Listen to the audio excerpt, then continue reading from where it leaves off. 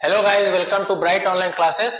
हमारे online channel bright online classes में आपका स्वागत है, जो कि ऑनलाइन प्लेटफॉर्म है हमारी कोचिंग ब्राइट कोचिंग क्लासेस का, जिसमें हम आपको प्रोवाइड कराएंगे। इस बार बोर्ड एग्जाम आने वाले हैं फरवरी में, और सभी आईसीएससी, सीबीएसई और स्टेट बोर्ड्स की तैयारी चैप्टर वाइज मैथ के टॉपिक्स, साइंस के टॉपिक्स को कवर किया जाएगा।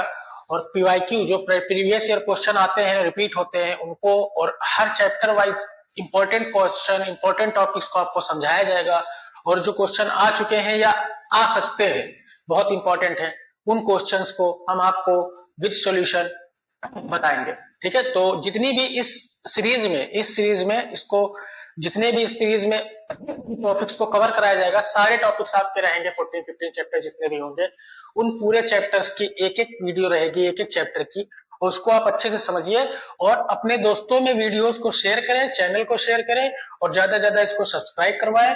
और अगर आप नए हैं तो खुद सब्सक्राइब करें, और चैनल को लाइक जरूर, वीडियो लाइक और चैनल सब्सक्राइब कराना बिल्कुल ना भूलें, और शेयर जरूर करिएगा अपने अपने व्हाट्सएप, इंस्टा, जिस पे भी आप हो। तो आज हम जैसे कि पहला चैप्टर है हमारा यूपी बोर्ड की पेपर फरवरी में है, तो उसका पहला चैप्टर है वास्तविक संख्या या रियल नंबर। तो उसके सभी टॉपिक्स, वास्तविक संख्या में जितने टॉपिक्स हैं या प्रीवियस आने वाले क्वेश्चन हैं या आ चुके हैं, उनके टॉपिक्स को कवर कराया गया है। तो शुरू करते हैं हम। तो सबसे पहला जो क्वेश्चन है वो देखते हैं। पहला क्वेश्चन है 156 के अभाज्य गुणनखंड, 156 के अभाज्य गुणनखंड, प्राइम फैक्टर ऑफ 156। तो देखिए, अभाज्य गुणनखंड के क्वेश्चन आते हैं एमसीक्यू में। एमसीक्यू में जब आएंगे तो इसको कैसे सॉल्व करेंगे आप, जब तक आपको सॉल्व करना नहीं आएगा तब तक आप टिक भी नहीं लगा सकते। अगर आप टिक जो है गेस करके लगाते हैं तो ज्यादा चांसेस उसके गलत होने के होते हैं। तो आप हम पहले सॉल्व करना आपको सिखाते हैं। जैसे कि 156 है, क्या है 156, इसके अभाज्य गुणनखंड है। सबसे पहले इसको डिवाइड करें, प्राइम फैक्टर निकाल ले। तो 2 8 जा, 2 8 जा, फिर 2 7 जा, 2 7 जा, 2 8 जा, फिर 2 से करेंगे 2 3 जा, 2 9 जा, फिर 3 से 3 1 जा, 3 3 जा, और फिर 13। ठीक है, तो ये इसके प्राइम फैक्टर है। और अभाज्य गुणनखंड को लिखने का जो तरीका होता है, तो 2 बार है तो 2 की पावर 2 मल्टीप्लाई 3 मल्टीप्लाई 13, 2 की पावर 2 गुणे 3 गुणे 13, यही इसके क्या हो गए अभाज्य गुणनखंड या प्राइम फैक्टर। तो किसी भी नंबर के प्राइम फैक्टर निकालने के लिए आपको यह मेथड लगाना है। ठीक है, 2 से डिवाइड किया, 2 से, फिर सबसे मिनिमम नंबर से डिवाइड करना, सबसे छोटे नंबर से। कभी भी 4 से आप डायरेक्ट ना डिवाइड करिएगा। 4 से डिवाइड तो हो जाएगा पर वो 4 प्राइम नंबर नहीं होगा, इसलिए इनको प्राइम नंबर से डिवाइड करना है और इसके प्राइम फैक्टर निकालना है। तो इस तरह से प्राइम फैक्टर निकालते हैं। नेक्स्ट क्वेश्चन पे हम आते हैं। अगर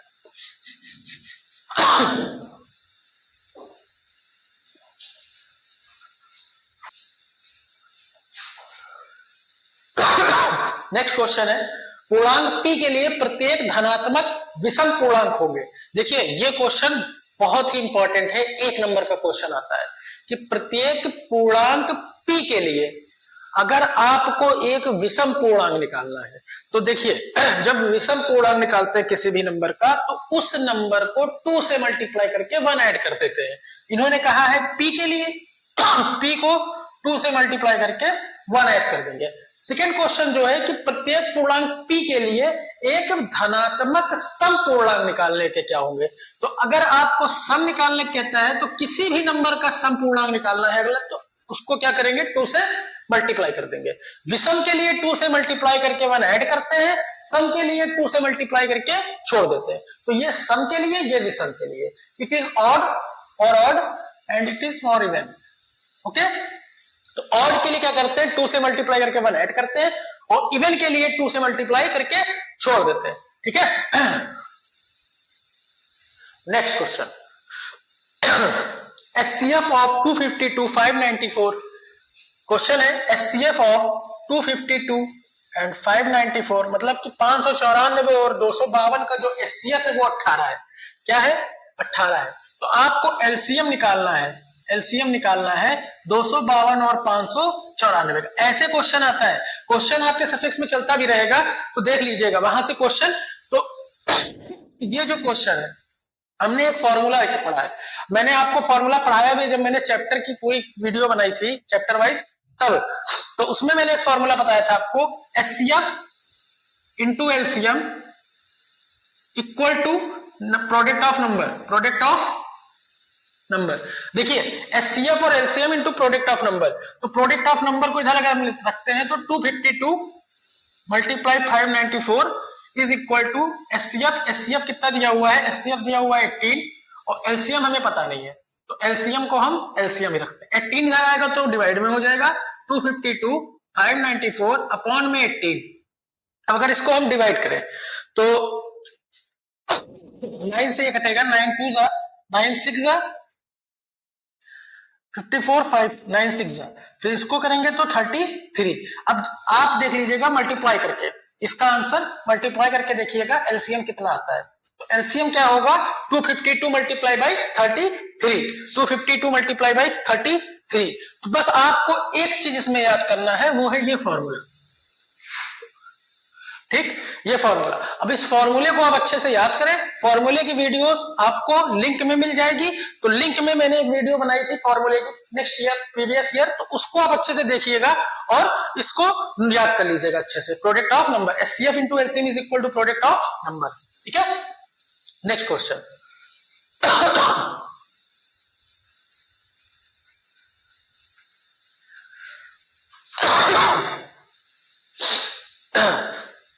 कहा है परमेय संख्या 17/17 अपॉन 2 की पावर 2 इंटू 5, ये कौन सा इसका दशमलव प्रसार क्या होगा और कितने नंबर के बाद होगा, कितने नंबर तक होगा, ठीक है। तो इसका दशमलव प्रसार क्या होगा और कितने नंबर तक होगा, तो 17/2 की घात 2 गुणे 5। इसको देखते हैं भैया कि इसके प्रसार को कैसे निकालते हैं।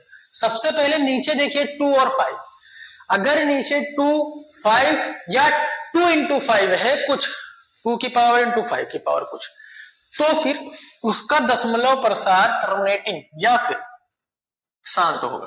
कैसा होगा, शांत होगा। तो इसका दशमलव प्रसार तो शांत होगा। अब ये कैसे पता चलेगा कि दशमलव प्रसार इसका दशमलव के बाद कितने नंबर तक रहेगा, ठीक, दशमलव के बाद कितने नंबर तक रहेगा। तो देखिए इसके लिए करते क्या है, यहाँ पे 2 की पावर 2 है, शॉर्टकट भी बताएंगे और आपको सॉल्व करके भी बताएंगे। 2 की पावर 2 है, तो इस 5 की पावर 1 को भी 5 की पावर 2 बनाएंगे। तो 5 की पावर 2 बनाने के लिए ऊपर और नीचे 5 से मल्टीप्लाई कर देंगे, तो नीचे जो ऊपर बनेगा वो बन जाएगा 85 और नीचे जो बनेगा वो 2 की पावर 2 इंटू 5 की पावर 2, ये बन जाएगा। अब देखेंगे 2 की पावर 2 और 5 की पावर 2 का मतलब होता है 100, और 100 से किसी भी नंबर को डिवाइड करोगे तो पॉइंट 2 नंबर तक रहेगा। तो यहाँ पे पॉइंट कितने तक नंबर तक रहेगा, 2 नंबर तक। कितने नंबर तक, 2 नंबर तक, ठीक है।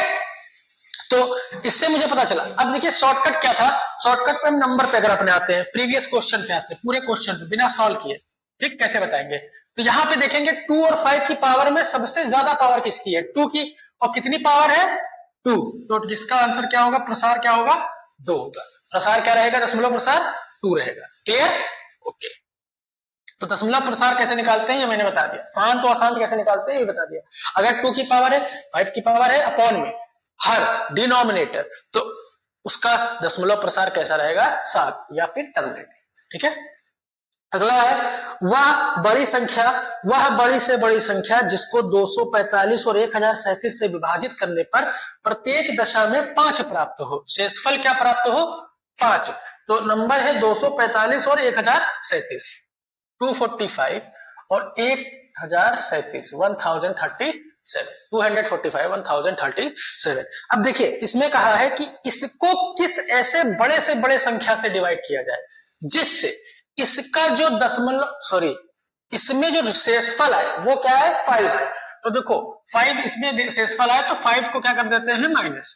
जब 5 माइनस करेंगे तो ये हो जाएगा 240, जब यहां पे माइनस करेंगे तो ये हो जाएगा 1032। कोई दिक्कत, यहां पे 5 माइनस किया तो 1032, यहां पे माइनस किया तो 240, ठीक।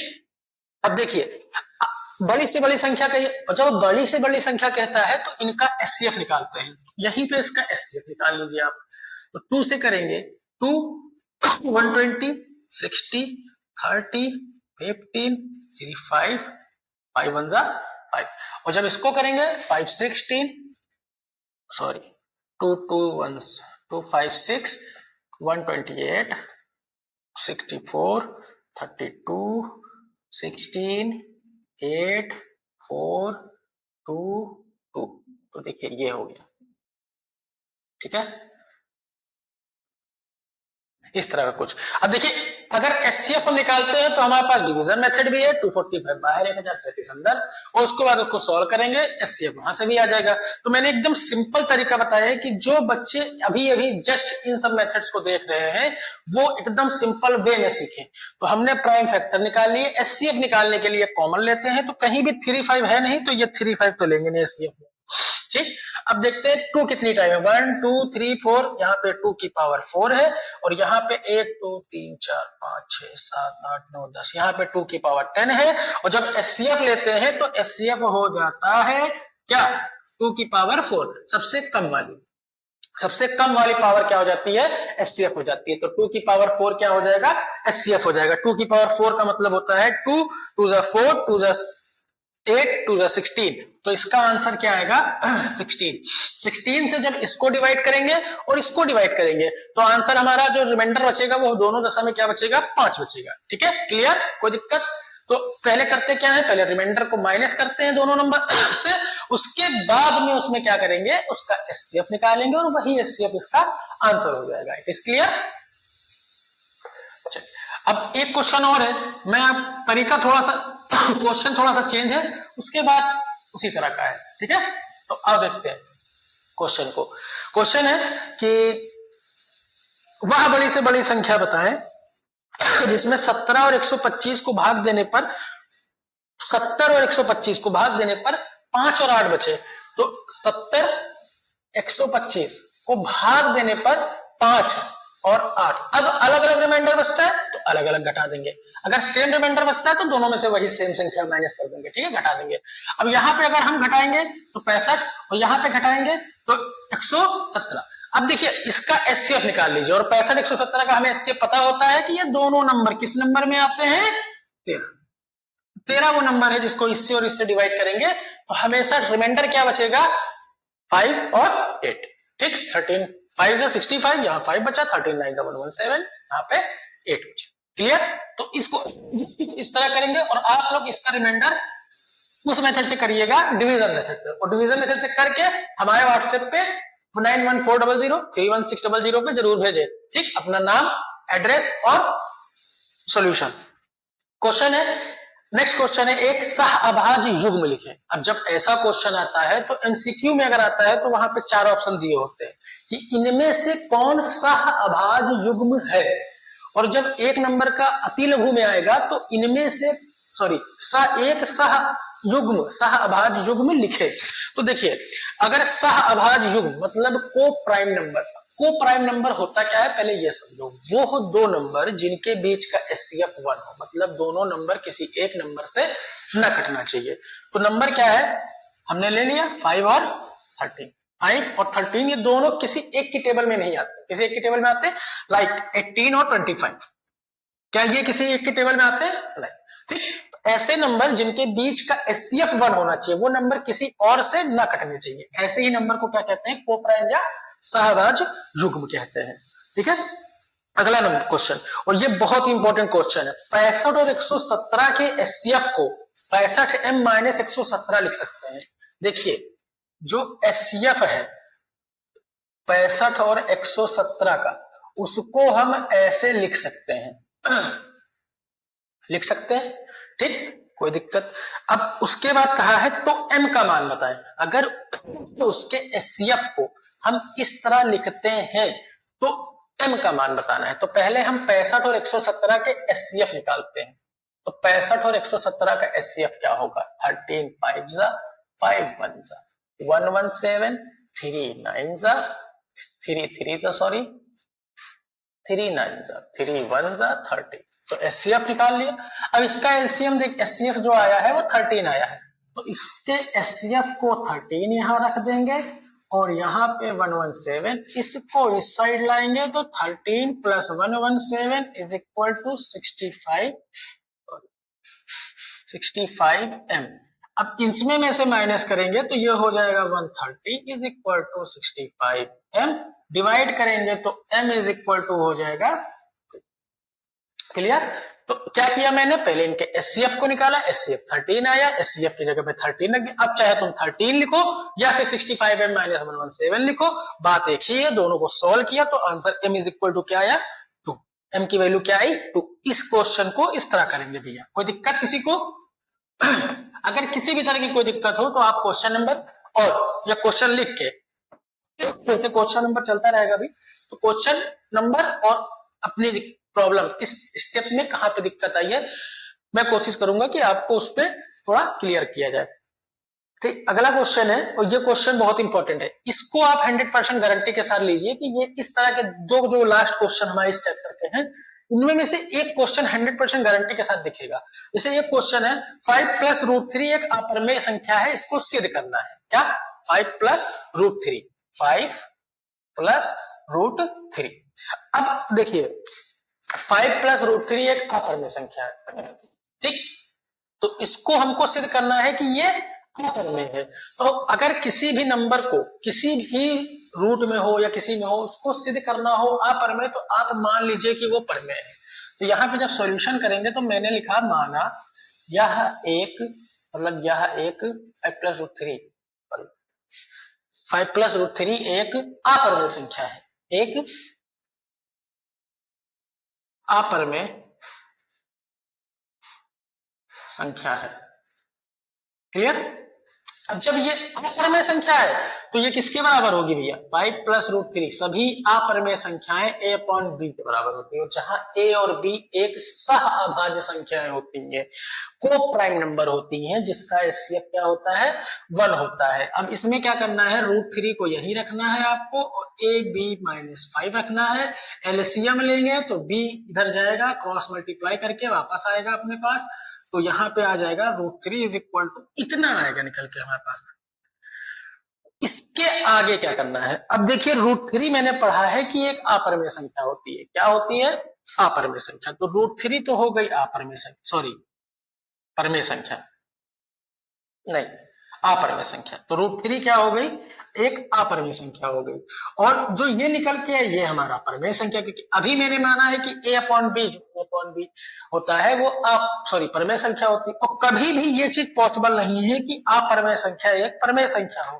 तो इसके नीचे आप लिख सकते हैं कि यहां पर कभी भी अपरिमेय संख्या परिमेय संख्या के बराबर नहीं होगी, परिमेय संख्या के बराबर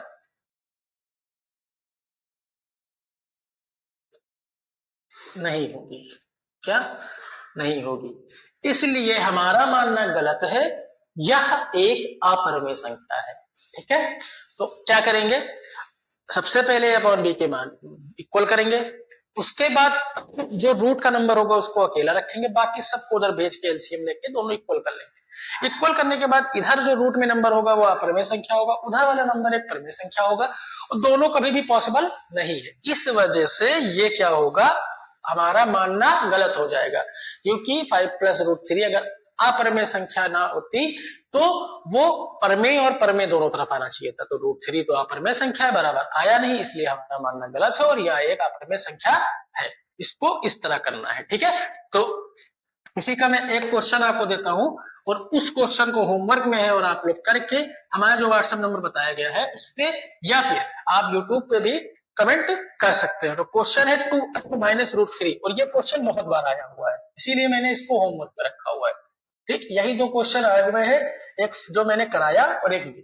तो 2 माइनस रूट 3 एक अपरिमेय संख्या है और इसको आपको प्रूफ करना है। ठीक है, 2 माइनस रूट 3 एक अपरिमेय संख्या है, इसको आपको प्रूफ करना है। आप लोग जरूर होमवर्क करके मुझे भेजिएगा जरूर। अगला क्वेश्चन, ये क्वेश्चन भी 100% गारंटी है कि ये तो इसी तरह का क्वेश्चन आना ही आना है, रूट 3, रूट 7, रूट 5, ठीक है, रूट 11। तो ये इतने क्वेश्चन है जिनको आना ही आना है। तो रूट 3 हम समझते हैं।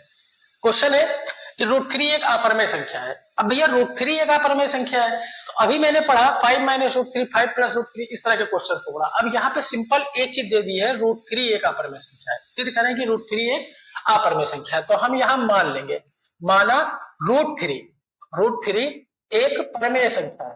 क्या है? एक परमेय संख्या।